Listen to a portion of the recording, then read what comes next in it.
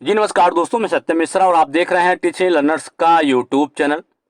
दोस्तों आपको बता दें कि बीपीएससी टीआरई 2.0 के एडमिट कार्ड को लेकर कुछ महत्वपूर्ण अपडेट है।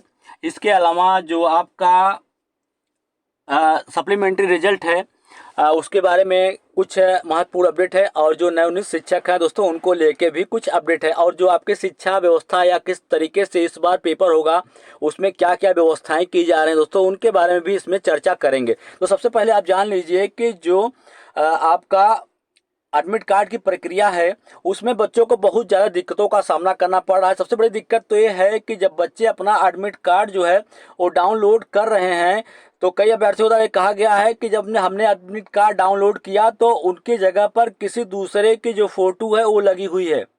और वहीं दोस्तों सामाजिक विषय में इतिहास और भूगोल में से एक अनिवार्य करने पर अभ्यर्थियों ने इसका विरोध किया। दोस्तों जहां पे आप खुद देखे होंगे कि जब एडमिट कार्ड के लिए एक नोटिस जारी हुआ था तो उसमें ये चीज़ कहा गया था कि जो भी बच्चे हैं जिन्होंने सामाजिक विज्ञान विषय लिया है उनको इतिहास या भूगोल में से एक विषय जो है वो चूज करना है। अनिवार्य हो गया है कि उसमें से आपको एक विषय लेना ही लेना है। तो इसको लेके जो अभ्यर्थी हैं वो काफ़ी परेशान हो रहे हैं दोस्तों। और दूसरी तरफ सर्वर डाउन होने की वजह से बच्चे जो हैं बहुत ज़्यादा परेशान है, क्योंकि उनका जो एडमिट कार्ड है वो डाउनलोड नहीं हो पा रहा है दोस्तों। ठीक है, जाहिर सी बात है कि जब एक साथ कई संख्या में अभ्यर्थी जो है वो अपना जो एडमिट कार्ड है डाउनलोड करेंगे तो सर्वर में प्रॉब्लम आएगी दोस्तों। ठीक है, धीरे धीरे वो प्रॉब्लम जो है आपकी सॉल्व हो जाएगी।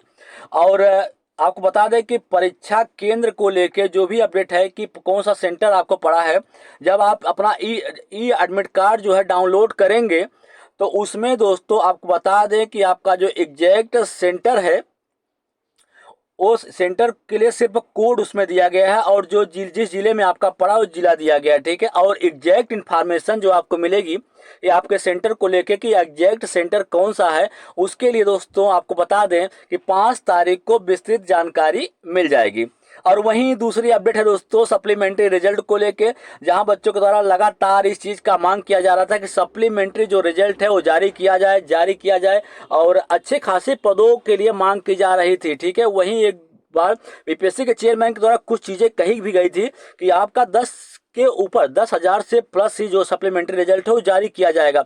लेकिन इधर दोस्तों आपको बता दें कि बड़ी अपडेट सप्लीमेंट्री रिजल्ट को लेके ये आ रही थी कि 4700 पदों पर ही सप्लीमेंट्री रिजल्ट जारी किया जाएगा।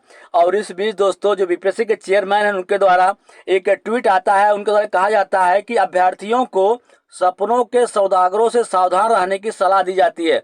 उनके द्वारा कहा गया कि परिणाम या अनुपूरक परिणाम केवल उतने ही रिक्तियों के लिए हो सकता है जितने की विभाग के द्वारा प्रदान की जाए। सिर्फ उतनी रिक्तियां उनको भरनी है जितना कि विभाग के द्वारा उनको प्रदान की जाएगी, न कि नियमों की गलत व्याख्या या कुछ इच्छाधारी सोच से कुछ नहीं हो सकता है। ठीक है, जितना सिर्फ रिक्तियां विभाग के द्वारा दी जाएंगी उतनी रिक्तियों पे हम बहाली करेंगे। और दोस्तों नवनियुक्त शिक्षकों को लेकर एक बड़ी अपडेट है, कह सकते हैं खुशखबरी है। ऐसे नवनियुक्त शिक्षक जो कि 2 पहिया वाहन चलाना नहीं जानते हैं उनके लिए बड़ी अपडेट है दोस्तों कि शिक्षिकाओं को सुविधा, ऐसी शिक्षिकाएं जो कि स्कूटर चलाने नहीं जानती हैं उनको स्कूटी चलाने की ट्रेनिंग भी दी जाएगी। बहुत अच्छी खबर है दोस्तों। और सबसे बड़ी अपडेट ये है कि जो नवनियुक्त शिक्षक है उनके पेमेंट की जो व्यवस्था है वो लगातार प्रक्रिया में दोस्तों, और जल्दी उनका पेमेंट जो है बहाल कर दिया जाएगा। और यहीं पे मैं आपको बता दूं कि दोस्तों इस बार व्यवस्था क्या रहने वाली है। आपके जो एग्ज़ाम होने वाला है और उस एग्ज़ाम को लेके कि क्या क्या तैयारियां चल रही हैं दोस्तों उसको लेके भी यहाँ पे मैं आपको दिखा दूं कि यहाँ पे दूसरा चरण की जो शिक्षक बहाली प्रक्रिया है दोस्तों सख्त नियमों के निगरानी में होगा। सख्त निगरानी में परीक्षा कंडक्ट कराई जाएगी। हर परीक्षा केंद्र पर जैमर लगाया जाएगा ताकि वहां पे नेटवर्किंग या मोबाइल से कोई कुछ गलत चीजें न कर सके या ब्लूटूथ का इस्तेमाल करके किसी से संबंध स्थापित न कर सके। ठीक है, और अपियरिंग कैंडिडेट नहीं दे परीक्षा नहीं दे पाएंगे इस बार परीक्षा। दोस्तों अपियरिंग अभ्यर्थियों को लेकर बड़ी अपडेट है कि यहाँ पे दोस्तों पहले चरण के शिक्षक नियुक्ति परीक्षा में अपियरिंग कैंडिडेट को बैठने का मौका दिया गया था, लेकिन दूसरे चरण के शिक्षक भर्ती प्रक्रिया में नियुक्ति परीक्षा में ऐसा नहीं किया गया है। फॉर्म सबमिट करने के अंतिम दिन 25 नवंबर तक जिनके पास परीक्षा में बैठने के लिए बीएड और डीएलएड जैसी प्रशिक्षित संबंधित योग्यता और स्नातक पीजी से योग्यता या सीटेट या एसटीटी जैसी योग्यता या वांछित योग्यता थी, उन्हें ही इसमें बैठने के लिए मौका दिया। कहने का मतलब है कि अपियरिंग कैंडिडेट के लिए इसमें मौका नहीं दिया गया, लेकिन दोस्तों जल्द ही अपियरिंग अभ्यर्थियों के लिए भी भर्ती आने वाली है। और रोल नंबर और विषय का अब गोला भरना होगा दोस्तों। रोल नंबर और विषय का गोला भरना पड़ेगा। प्रथम चरण के शिक्षक नियुक्ति में कई अभ्यर्थियों के द्वारा सब्जेक्ट कॉम्बिनेशन वाले गोले में गलत विषय भर देने से कारण और ओएमआर सीट के मूल्यांकन में बहुत ज़्यादा समस्या कंडक्ट हुई थी। इसको देखते हुए दूसरे चरण के शिक्षक नियुक्ति में अब रोल नंबर और विषय को अंक में लिखने का विकल्प नहीं होगा। अब केवल गोला ही भरना पड़ेगा। ठीक है, उस गोले के लिए आपका जो एडमिट कार्ड है उसमें व्यवस्था कर दिया गया है। आपको रोल नंबर फिट करना है, उसके नीचे जो भी गोला है उसको आपको फिट करके अपने साथ ले जाना है। ठीक है,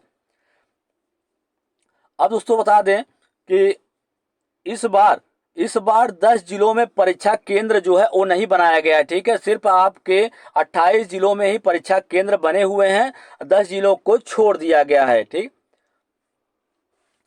और बता दें दूसरे चरण की जो भर्ती प्रक्रिया है, अब इसमें बता दें कि जब बच्चों का जो सिलेक्शन होगा, सिलेक्शन का प्रोसीजर जो है दोस्तों बहुत ही अच्छा है। कह सकते हैं कि अगर एक ही नंबर के कई कैंडिडेट आ जाते हैं और उनका नाम भी सेम हो जाता है तो उनके एज के अनुसार जो है उनका सिलेक्शन किया जाएगा दोस्तों। ठीक है, तो ये रही बहुत ही अच्छी खबर बीपीएससी टीआरई 2 को लेकर, नवनियुक्त शिक्षक को लेकर और एडमिट कार्ड को लेकर दोस्तों। इसके अलावा जो भी अपडेट या जानकारी हमको मिलेगी तो नए वीडियो के माध्यम से आपके समझ आऊँगा और उसके बारे में अपडेट देता रहूँगा दोस्तों।